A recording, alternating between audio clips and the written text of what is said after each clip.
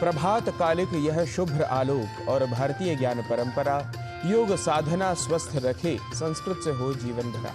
नव प्रभात की मंगल वेला में आप सभी दर्शकों को शुभ प्रभात, स्वागत, अभिवंदन एवं अभिनंदन। मैं हूं आज आपके साथ गवीश द्विवेदी। आइए आरंभ कर लेते हैं आज का यह अंक।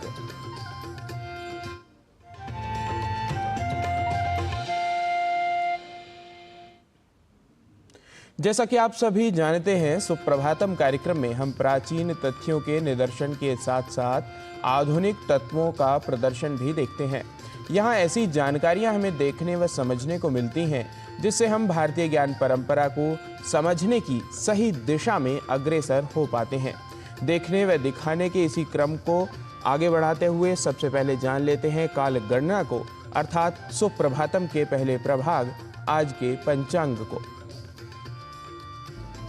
आज का पंचांग युगाब्द 5126, विक्रम संवत 2081, शक संवत 1946, दक्षिणायन, मार्गशीर्ष मास, कृष्ण पक्ष, त्रयोदशी तिथि, शुक्रवार, स्वाति नक्षत्र। आज का दिन सभी के लिए मंगलमय हो। और पंचांग के बाद आइए अब देखते हैं जीवन हेतु उपयोगी शिक्षाएं सुभाषित के माध्यम से। प्रायः सभी जानते ही हैं कि भारतीय परंपरा में सुभाषितों को अमूल्य रत्न कहा जाता है, क्योंकि ये सुभाषित जीवन के प्रत्येक चरण में सदाचरण की बात बताकर हम सभी को सन्मार्ग की ओर ले जाते हैं। आइए सुन लेते हैं आज का सुभाषित और जान लेते हैं उसका भाव हिंदी एवं अंग्रेजी भाषा में।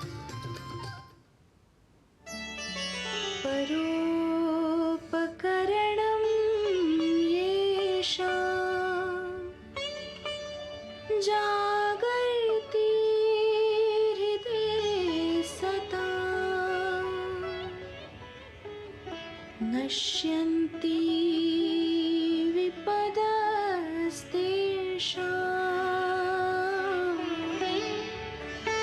सम्पदः स्युः पदे पदे।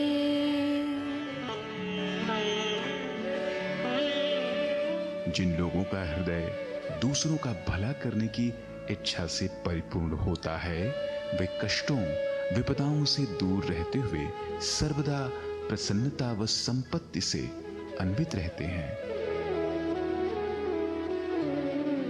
Those whose hearts are filled with the desire to do good to others are always seeking happiness and wealth while staying away from troubles and calamities.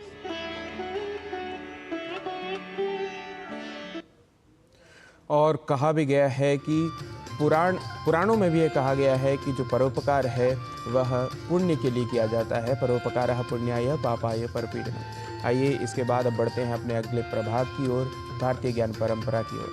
Mohiniyattam Kerala का शास्त्रीय एकल नृत्य है। यह एक पौराणिक कथा के अनुसार भगवान विष्णु ने असुरों को लुभाने के लिए मोहिनी का वेश धारण किया था। यह समुद्र मंथन और भस्मासुर के वध की घटना दोनों से जुड़ा हुआ है। मोहिनीअट्टम प्रायः देवालयों और विशेष उत्सवों पर आयोजित किया जाता है। आइए जान लेते हैं इस शास्त्रीय नृत्य मोहिनीअट्टम के विषय में इस रिपोर्ट के माध्यम से।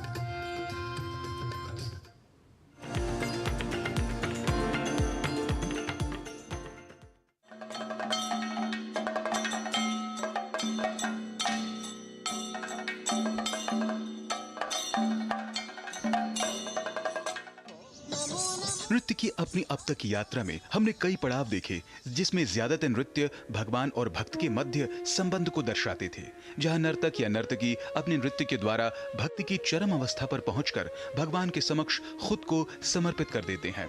भारत की विभिन्न संस्कृतियों को परिलक्षित करता नृत्य अपने आप में एक संपूर्ण अनुभूति है। अपने कला और संस्कृति की नृत्य श्रृंखला में हम अगले पड़ाव मोहिनीअट्टम पर आ पहुंचे हैं।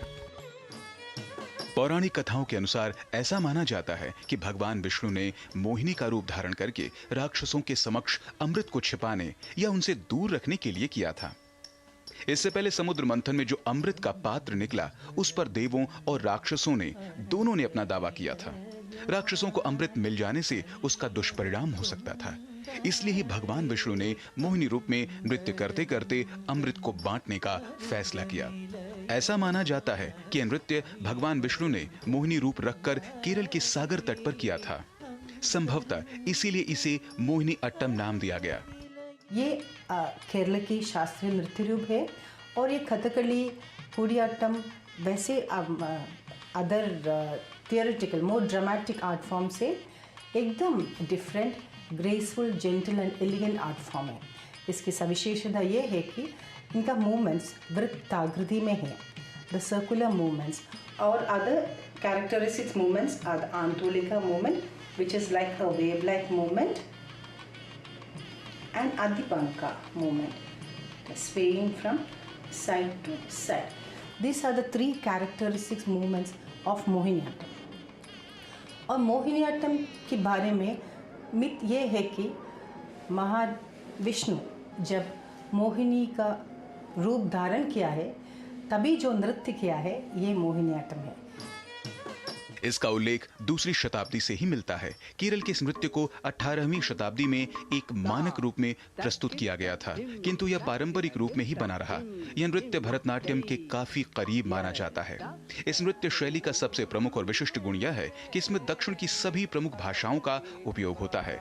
मोहिनी शब्द भगवान विष्णु के नारी रूप जो सौम्य, सुंदर एवं मोहक है, उससे ही प्रेरित है, एवं मोहिनी अट्टम लास्य से प्रेरित है, जिसमें कोमल, शांत और सौम्य रूप से नृत्य किया जाता है।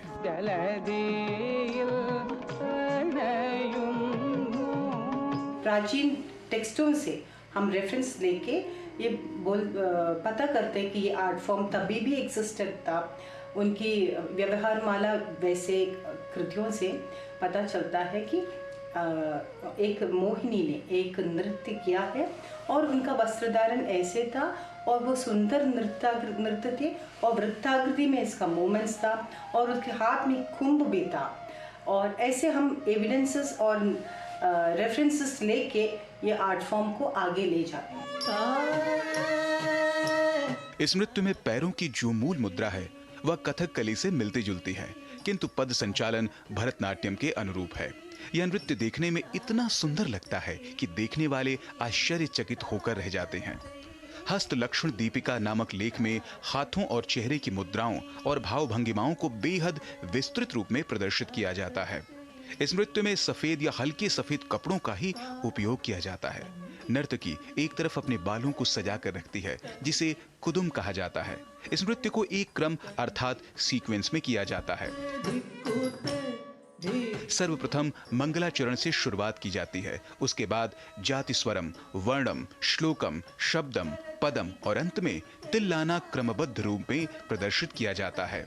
कालांतर में वैजयंती माला, शांताराव, जयप्रभा मेनन, रागिनी देवी और हेमा मालिनी जैसी मोहिनी अट्टम नृत्यांगना ने इसे अधिक लोकप्रिय बनाया।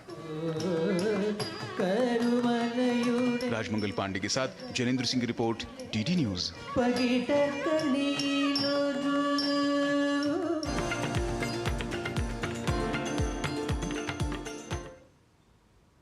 और शास्त्रीय नृत्य मोहिनी अट्टम के विषय में विस्तार से जानने के बाद अब क्रम है हमारे अग्रिम प्रभाग का। मानसिक रोग कई लोगों को प्रभावित करते हैं। स्किज़ोफ्रेनिया एक मानसिक रोग है जिससे व्यक्ति का व्यवहार प्रभावित होता है। स्वास्थ्य प्रभाग में आइए इस रिपोर्ट के माध्यम से समझ लेते हैं कि क्या है इसके लक्षण और क्यों स्किज़ोफ्रेनिया का सही उपचार करवाना आवश्यक है।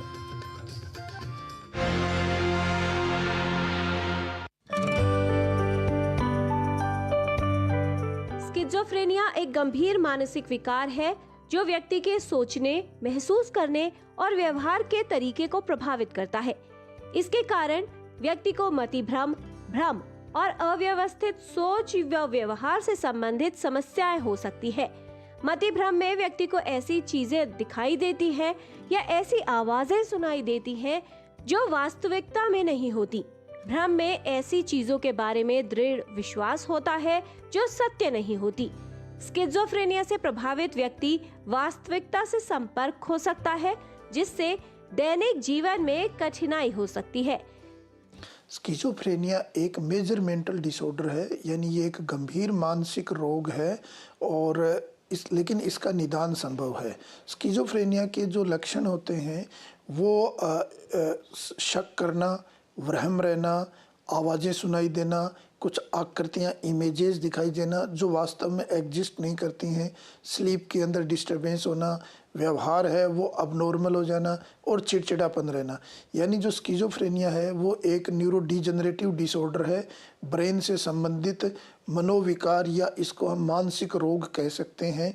और इसके अंदर जो लक्षण हैं वो बिहेवियर से संबंधित, मूवमेंट से संबंधित, इमोशंस और भावनाओं से संबंधित लक्षण होते हैं। स्किज़ोफ्रेनिया से प्रभावित लोगों में अलग अलग प्रकार के लक्षण हो सकते हैं। ये लक्षण अपने आप उत्पन्न होते हैं और स्वयं ही चले जाते हैं। इसके अलावा पूरे जीवन काल में ये लक्षण 1 से 2 या 3 बार हो सकते हैं। इस रोग की प्रारंभिक अवस्था में लक्षण अचानक और गंभीर हो सकते हैं। स्किज़ोफ्रेनिया से प्रभावित व्यक्ति में भ्रम की स्थिति, ऐसी चीजें दिखना या सुनना जो वास्तविक नहीं है, सोचने, महसूस करने संबंधित समस्याएं होना, उसके व्यवहार में अचानक बदलाव, अव्यवस्थित भाषण और सोच, अव्यवस्थित व असामान्य मोटर व्यवहार और सामाजिक रूप से अलग रहना जैसे लक्षण हो सकते हैं। 90% केसेस के अंदर इलाज संभव है अगर समय से हम इलाज शुरू कर दें और डॉक्टर के पास जो विशेषज्ञ हैं, जो साइकेट्रिस्ट हैं, उनके पास अगर समय से पहुंच जाएं। इसके जो आरंभिक लक्षणों को देख के ही हमें पहचान लेना चाहिए कि हाँ, ये कोई न कोई मानसिक रोग हो सकता है और उसमें देरी ना करके संबंधित चिकित्सक से ज़रूर सलाह लें, क्योंकि देरी करने से कई बार बीमारी के लक्षण बढ़ जाते हैं और वो फिर जल्दी से कंट्रोल नहीं होते। जितना जल्दी इलाज शुरू करेंगे उतना ही अच्छा बीमारी के ऊपर हम कंट्रोल और उसका निदान कर पाते हैं। स्किज़ोफ्रेनिया होने पर व्यक्ति को आजीवन उपचार की आवश्यकता होती है। इसके उपचार में दवाएं, थेरेपी और दैनिक जीवन की गतिविधियों को प्रबंधित करने की सहायता शामिल होती है। क्योंकि स्किज़ोफ्रेनिया से प्रभावित कुछ लोग ये नहीं जानते कि उन्हें एक मानसिक स्वास्थ्य समस्या है, इसलिए उन्हें इसका उपचार करवाना आवश्यक नहीं लगता। यदि स्किज़ोफ्रेनिया का सही उपचार न किया जाए तो इसके लक्षण गंभीर रूप ले सकते हैं। दवाइयाँ हम इसमें देते हैं, इसके अलावा हम उनकी साइकोथेरेपी भी करते हैं, लेकिन मुख्य जो इसका इलाज है वो दवाइयों के ऊपर आधारित है। दवाई लंबे समय तक चलती हैं। भारत सरकार की जो दिव्यांगजनों की सुविधाएं जो सरकार ने आरंभ की हैं, उनके अंदर स्किज़ोफ्रेनिया बीमारी भी शामिल है और इस बीमारी के अंदर जो संबंधित चिकित्सक यानी साइकेट्रिस्ट है वो विकलांग प्रमाण पत्र भी बना के देते हैं अगर वो विकलांगता की कैटेगरी में आता है तो उस विकलांग प्रमाण पत्र के बहुत सारे फ़ायदे होते हैं और उसका बेनिफिट हर इंसान को, हर स्किज़ोफ्रेनिया की से ग्रसित बीमार को मिल सकता है, जो कि अगर 40% से बेंचमार्क डिसेबिलिटी 40% है, उससे ऊपर अगर वो सर्टिफिकेट बनता है तो। प्रारंभिक उपचार से गंभीर जटिलताओं से उत्पन्न होने वाले लक्षणों को काफी हद तक नियंत्रित करने में सहायता मिलती है, जिसके कारण दीर्घकालिक दृष्टिकोण बेहतर होता है। स्किज़ोफ्रेनिया का सही उपचार करवाना आवश्यक है। स्किज़ोफ्रेनिया भूत प्रेत का प्रभाव नहीं बल्कि एक मानसिक रोग है। यदि इसके कोई भी लक्षण नजर आए तो आवश्यक है कि एक विशेषज्ञ से परामर्श लें और इसका सही उपचार करवाया जाए। किरण भारद्वाज, डीडी न्यूज।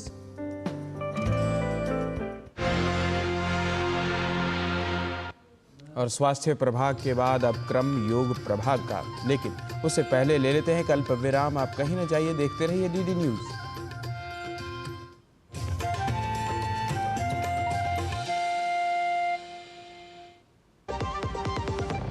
खुद को पैम्पर करिए MDH बादाम रोगन के साथ, जो आपको संवारे, निखारे और नरिश करे।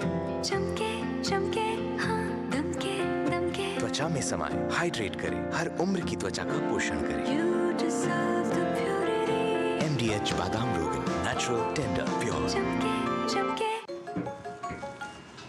छोटे थे तो माँ प्यार से मूर्ख बुलाती थी, मूर्खानंद। और ये तो सच में मूर्ख समझते हैं। कस्टम डिपार्टमेंट वाले बन के कॉल कर रहे हैं और कह रहे हैं कि आपके पार्सल से ड्रग्स पकड़ा गया। सब समझते हैं। पहले डराएंगे, फिर कहेंगे पैसे ट्रांसफर करो। अब प्यार से चाहे जो बुला लो, पर मैं मूर्ख नहीं हूं, याद रहे। यूपीआई सेफ है। यदि आपको भी कोई इस तरह डराना चाहे तो उसे कहो मैं मूर्ख नहीं हूं।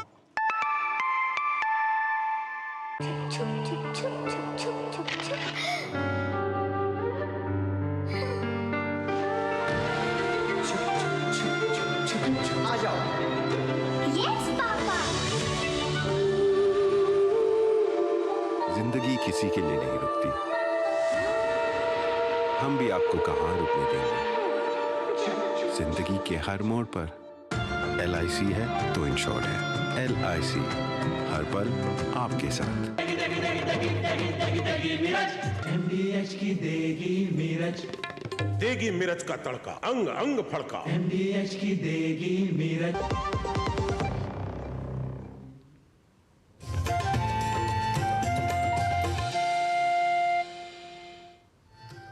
विराम के अनंतर आप सभी का स्वागत है सुप्रभातम कार्यक्रम में। कार्यक्रम प्रस्तुति में अब क्रम विविध प्राणायामों और आसनों को सीखने का। योगासन एवं प्राणायाम जीवन के वह क्रम हैं जो स्वास्थ्य को उत्तमोत्तम करने में प्रत्येक जन के लिए लाभकारी होते हैं। आज के योग प्रभाग में हम सीखेंगे आवेग को कम करने और मन संतुलित करने के लिए उपयोगी यौगिक क्रियाओं को।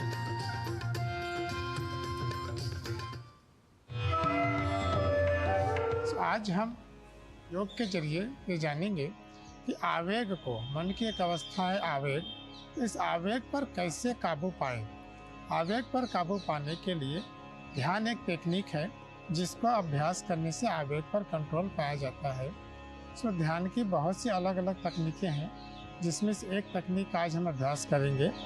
उसके लिए इस तरह से किसी भी ध्यान की इस अवस्था में बैठ जाएं और पूरा ध्यान के लिए आंखें बंद कर लें।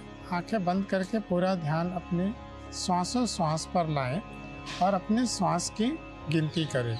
मन में श्वास की गिनती करते हुए श्वास पर ध्यान देते समय आपका पूरा मन जो है वो श्वास पर होता है। तो इस तरह से बार बार श्वास पर ध्यान रहने से, बार बार श्वास की गिनती करने से मन की स्थिति पर धीरे धीरे काबू पाने में मदद मिलती है, जिससे मन में जो आने वाला आवेग है उस पर भी काबू पाया जाता है। अभ्यास के लिए अब इस तरह से बैठे रहेंगे, पीठ सीधी रहेगी, कंधे ढीले रहेंगे, शरीर एकदम ढीला छोड़ देंगे, कहीं कोई खिंचाव तनाव ना हो शारीरिक रूप से, और धीरे से कोमलता से आंखें बंद करेंगे और अब पूरा ध्यान श्वास पे और श्वास की गिनती करेंगे।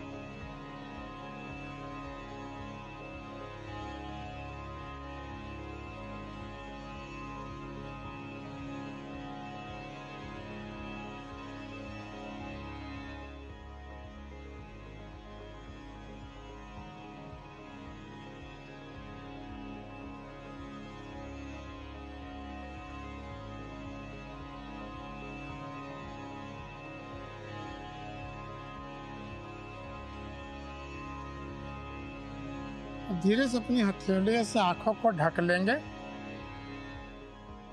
और आंखें हथेली के अंदर ही खोलेंगे और फिर धीरे से हाथ नीचे। ध्यान करने के बाद तुरंत आंखें नहीं खोलनी है तेज रोशनी में, इसलिए पहले अपनी आंखों को हथेली से कवर कर लेंगे और उस धुंधली रोशनी में पहले आंखें खोलेंगे और बाद में पूरी तरह से आंखें खोल लेंगे। तो आइए इसके बारे में और कुछ प्रैक्टिकल टिप्स जानते हैं योग गुरु हंसा जी योगेंद्र से। नमस्कार।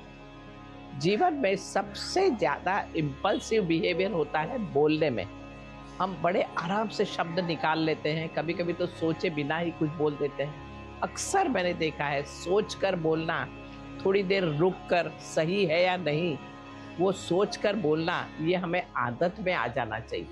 कोई भी कर्म करने के पहले 1-2 मिनट रुकिए, सोच लीजिए, क्योंकि बुद्धि का उपयोग करना ज़रूरी है। सिर्फ भावनाओं से काम नहीं चलता, भावनाओं पर कंट्रोल बुद्धि का होता है। और इसलिए सोचिए, नक्की करिए सही है या गलत है, बोलना चाहिए या ना बोलना चाहिए, और फिर ही बोलना। ये आदत डालनी होगी और इस आदत से बहुत फ़ायदा हो जाएगा। गलत कर्म करने से हम बचेंगे। इम्पल्सिव जो बिहेवियर हम कर डालते हैं वो ना करें। जरूरी है कि हम थोड़ा सा प्रकृति में चले जाएं, थोड़ा चल लें, थोड़ा सा पानी ही पी लें, जाकर थोड़ा समय ले लें अपने लिए बोलने के पहले, बहुत फायदा हो जाएगा। कोशिश जारी रहे। नमस्कार। योग की पाठशाला के बाद आइए चलते हैं संस्कृत की पाठशाला की ओर। आज कक्षा में हम करेंगे पुनः अभ्यास और अभ्यासार्थ चलते हैं अपने सहयोगी नारायण दत्त मिश्र के पास।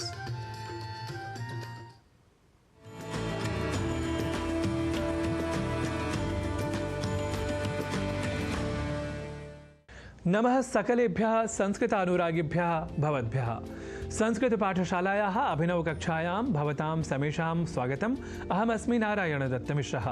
संस्कृत पाठशाला की कक्षा में आज शब्दों के शुद्ध उच्चारण और शुद्ध लेखन की श्रृंखला को लेकर पुनः उपस्थित हूँ मैं आप सभी के समक्ष। आप जानते ही हैं कि संस्कृत के संस्कृतत्व की रक्षा हेतु शुद्ध उच्चारण और लेखन होते हैं अनिवार्य। इसलिए ही इन दिनों आप न केवल शब्दों के शुद्ध स्वरूप के लेखन और पाठन से हो रहे हैं परिचित, अपितु कुछ वाक्यों के अभ्यास के साथ भी आप शब्दों के संप्रत्यय को कर रहे हैं दृढ़। आपको याद होगा हमने आपको पहले ही शुद्धता और अशुद्धता के कई उदाहरणों के क्रम में पुनरुद्धार को पुनरोद्धार के रूप में लिखने और पढ़े जाने की प्रवृत्ति के बारे में, बल्कि अनवधानता के बारे में बताया था। वस्तुतः दो अक्षरों के विशेष मेल से बने एक शब्द में या शब्द के अपने मूल स्वरूप में या उन शब्दों के मूल अक्षरों में जब कुछ परिवर्तन दृष्टिगत होता है तब उसे संधि कहते हैं। जैसे लेखन और अभ्यास, इन दो शब्दों के संधि होने पर एक शब्द बनेगा लेखनाभ्यास, अर्थात लेखन के अ और अभ्यास के अ के संधि होने पर आ यह अक्षर प्राप्त होता है। यह लेखनाभ्यास इस उदाहरण से स्पष्ट हुआ। पर कई बार संधि होने पर कुछ विशेष परिवर्तन नहीं होता। इसे आप पुनरुद्धार इस शब्द के माध्यम से समझ सकते हैं। यहाँ दो मूल शब्द हैं, पुनर और उद्धार, अर्थात फिर से उद्धार।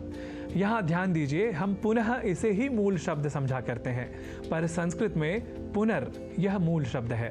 तो पुनर इस शब्द के बाद उद्धार का जब योग होगा तब शब्द बनेगा पुनरुद्धार, न कि पुनरोद्धार। हिंदी आदि अन्य भाषाओं में इन दिनों साधारण रूप से हलंत शब्दों के प्रयोगों को नहीं स्वीकारने की प्रवृत्ति बढ़ गई है।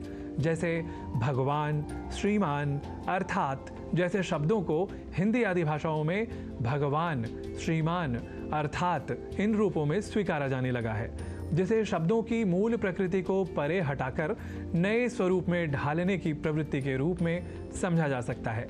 बस इसी प्रवृत्ति के कारण पुनर को पुनर इस रूप में शब्दानुकरण के स्वभाव के साथ उद्धार शब्द से जब जोड़ा जाता है तब पुनरोद्धार यह अशुद्ध शब्द स्वरूप हमारे समक्ष दृष्टिगत हो जाता है। संभवतः यह प्रवृत्ति शब्दानुकरण के सिद्धांत की ओर भी हमारा ध्यान खींचती है। इसे ऐसे समझिए, जीर्ण और उद्धार इन दो शब्दों को मिलाकर जीर्णोद्धार यह शब्द स्वरूप बनता है। बस इसी शब्द का अनुकरण कर भी पुनरोद्धार शब्द अकस्मात व्यवहार में आ गया है। तो कहने का भाव यह कि हमें इन दुष्प्रवृत्तियों से रहना है दूर और शब्दों के शुद्ध उच्चारण और लेखन के लिए आवश्यक है भाषा के मूल शब्दों के विशेष संज्ञान का। क्योंकि जैसे ही हम कहेंगे कि मूल शब्द पुनर और उद्धार है, न कि पुनर और उद्धार, तो हम पुनरोद्धार का प्रयोग न कर शुद्ध शब्द का अर्थात पुनरुद्धार इस शब्द का ही प्रयोग करेंगे।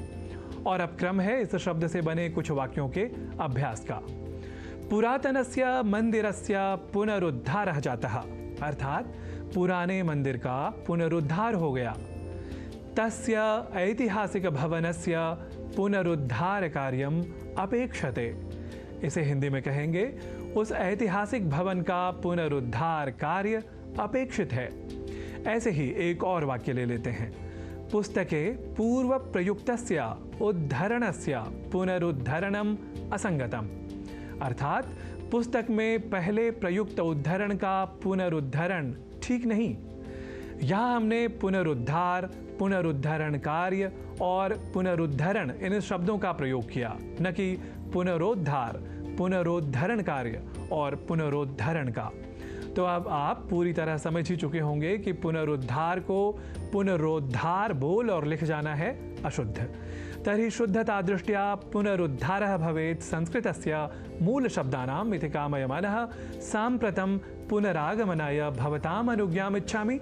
मिलते हैं अगली कक्षा में, तावत् पुनरपि नमः।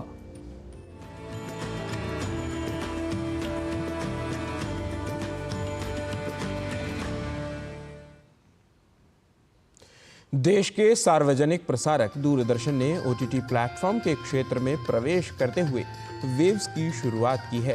यह डिजिटल मीडिया के और OTT दर्शकों को एक संपूर्ण इंफोटेनमेंट इकोसिस्टम देता है। अगर आपको भी चाहिए बिना किसी शुल्क के उत्तम एवं मनोरंजक सामग्री, तो आप भी स्क्रीन पर दिखाए QR कोड को स्कैन करके वेव्स ऐप को डाउनलोड कर सकते हैं।